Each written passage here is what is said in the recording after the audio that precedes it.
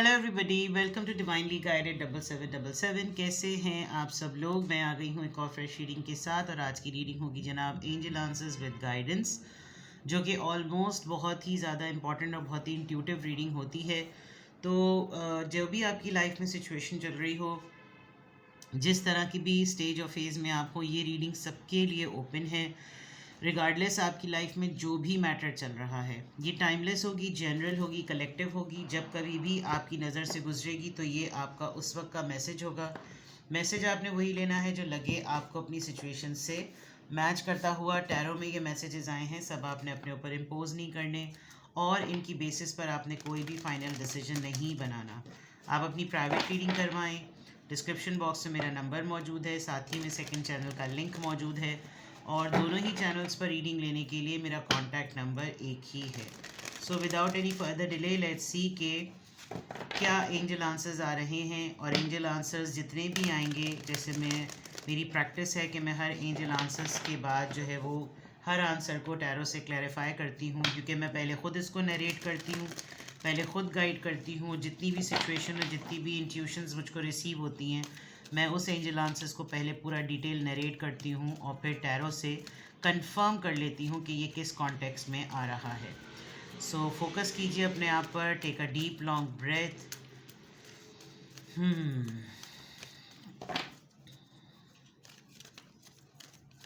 Just appeal to universe कि आपको guidance मिले, आपको इंट्यूटिवली आपको मैसेजेस मिलें।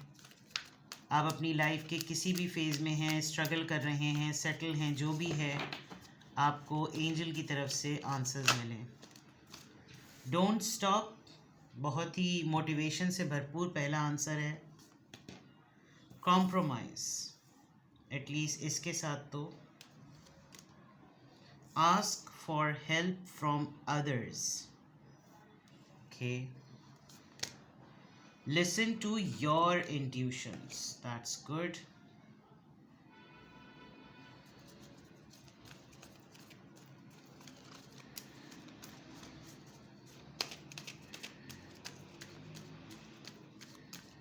Angel answers for you.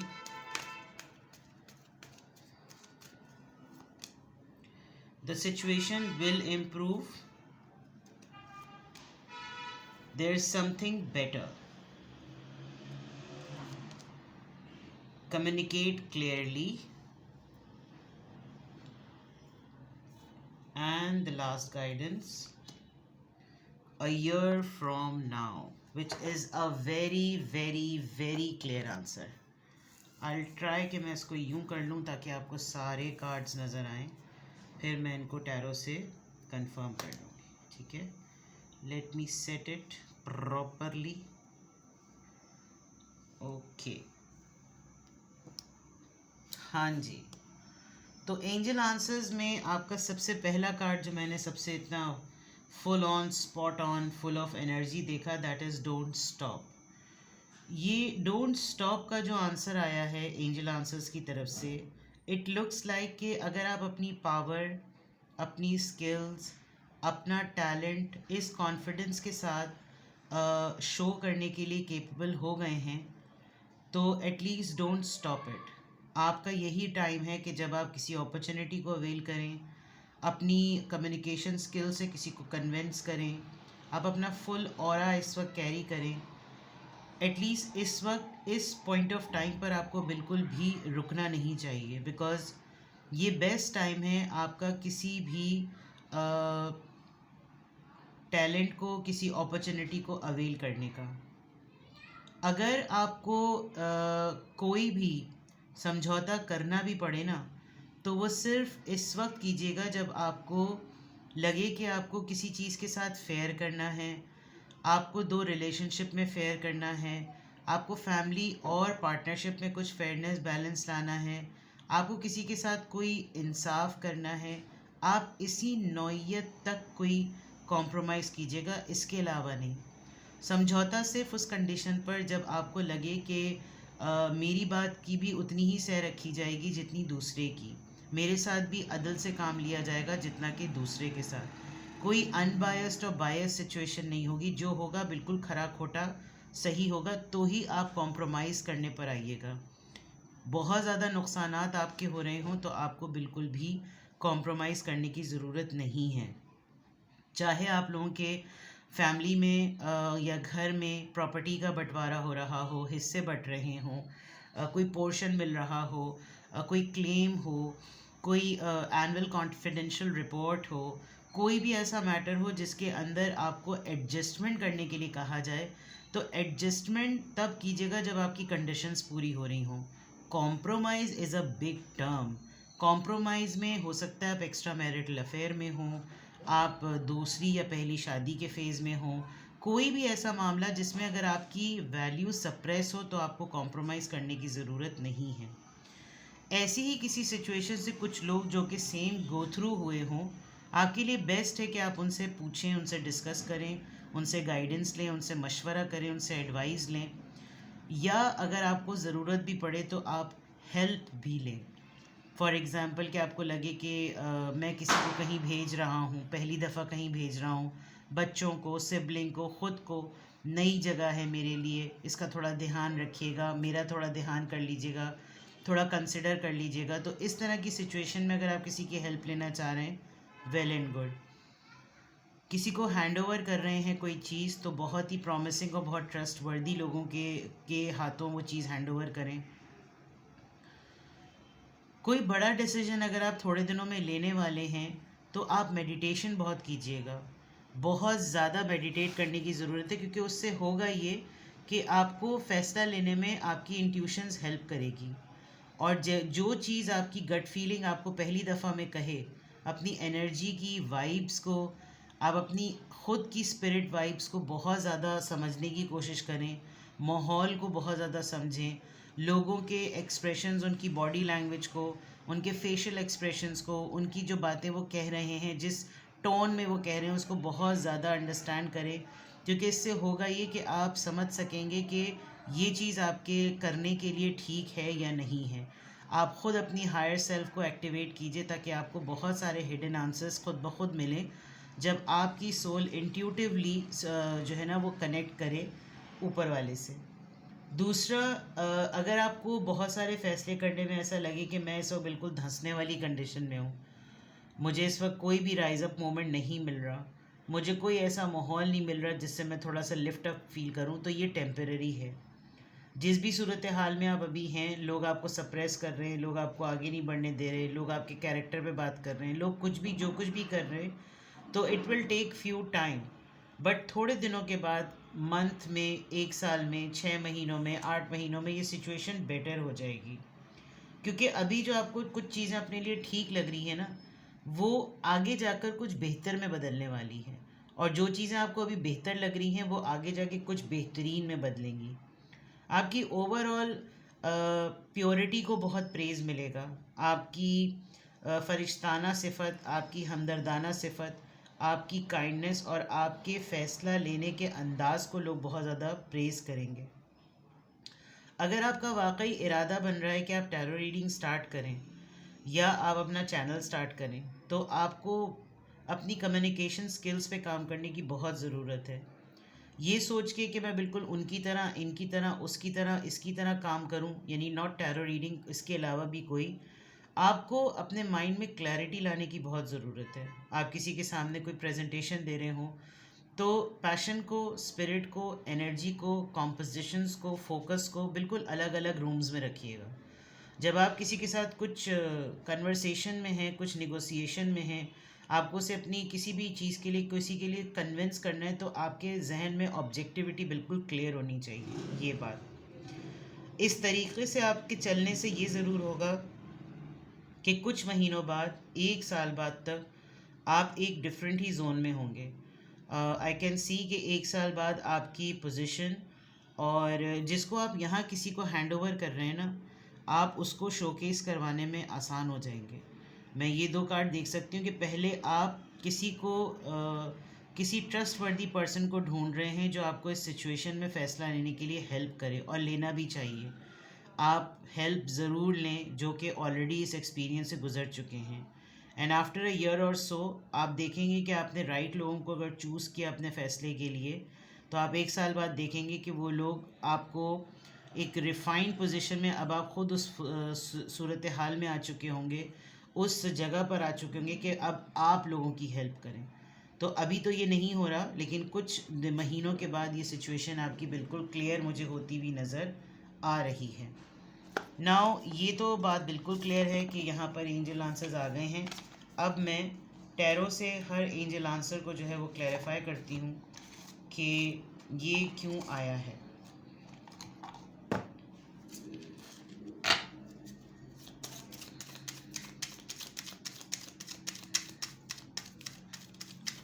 Angel answers with guidance, please clarify कि यहाँ पर डोंट स्टॉप किस कॉन्टेक्स्ट में आया है, किस चीज़ के लिए आपको नहीं रुकना।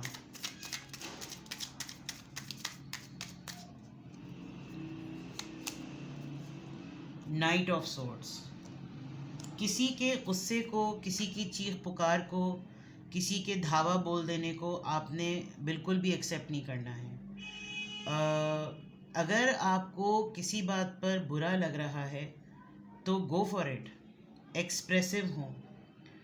और आपको लग रहा है कि मुझे इस वक्त भाग कर किसी चीज़ को पकड़ लेना चाहिए, go for it, don't stop. Mind की क्लैरिटी अगर है तो आपको रुकने की ज़रूरत बिल्कुल भी नहीं है, ठीक है। कॉम्प्रोमाइज़, ये किस कॉन्टेक्स्ट में आया है, कॉम्प्रोमाइज़, 5 ऑफ कप्स। हो सकता है कि आपको इमोशनल विड्रॉल हो, तो जैसे मैंने आपसे कहा कि अगर आपको समझौता करना पड़े, आप हैं इस वक्त हर्ट, आप काफ़ी ऐसी पोजीशन में होंगे जिस वक्त आपको समझौता करने का कहा जाएगा, जिसमें आपके ऊपर नुकसान होने की परसेंटेज 50-50 नहीं 70-30 हो सकती है, यानी 70% आपके नुकसान के लिए आपको कॉम्प्रोमाइज़ करने को कहा जाएगा। तो नहीं कीजिएगा, क्योंकि आपके पास अभी भी होप है, आप अभी भी चीज़ों को फिक्स कर सकते हैं। तो कॉम्प्रोमाइज़ में इतना ही कॉम्प्रोमाइज़ कीजिएगा जितना आपकी कैपेसिटी में हो और जितना आपके साथ फेयर हो रहा हो, ठीक है। Ask for help from others, ये किस चीज़ की मदद आप मांग रहे होंगे, क्वीन ऑफ वॉन्ड्स। पावरफुल लोगों के साथ अपने आप को इंटरेक्शन में लेकर आइए, जो लोग पॉजिटिव हैं, जो लोग राइट मशवरे दे सकते हैं, जो लोग ख़ुद अपनी ज़िंदगियों में रिश्तों के टूटने और बिखरने से बने हैं, जिन लोगों ने सिंगल पेरेंटिंग में कुछ ना कुछ काम किया है, उसमें आपको उन लोगों से हेल्प लेने की ज़रूरत है। You should not go for the gentleman, you should go for a women, ठीक है। लिसन टू योर इंट्यूशन, कौन सी ऐसी चीज़ है जिसमें आपको इंट्यूशन के बारे में सोचना पड़े, किंग ऑफ वॉन्ड्स। अगर आपके सामने कोई प्रपोज़ल आता है, अगर आपके सामने कोई पर्सन आपको प्रपोज़ करता है, आपके अंदर इंटरेस्ट शो कर रहा है, जो कि कर रहा है, उसको अप्रोच करने के लिए या उसको अपनी लाइफ में एंट्री देने के लिए आप टाइम ज़रूर दीजिएगा, मेडिटेट ज़रूर कीजिएगा, एकदम से इस चीज़ को फ़ौरन ग्रैस्प मत कीजिएगा, और आपको जो लगे कि जो चीज़ सही है उस तरफ जाइएगा, specially if you are considering this proposal.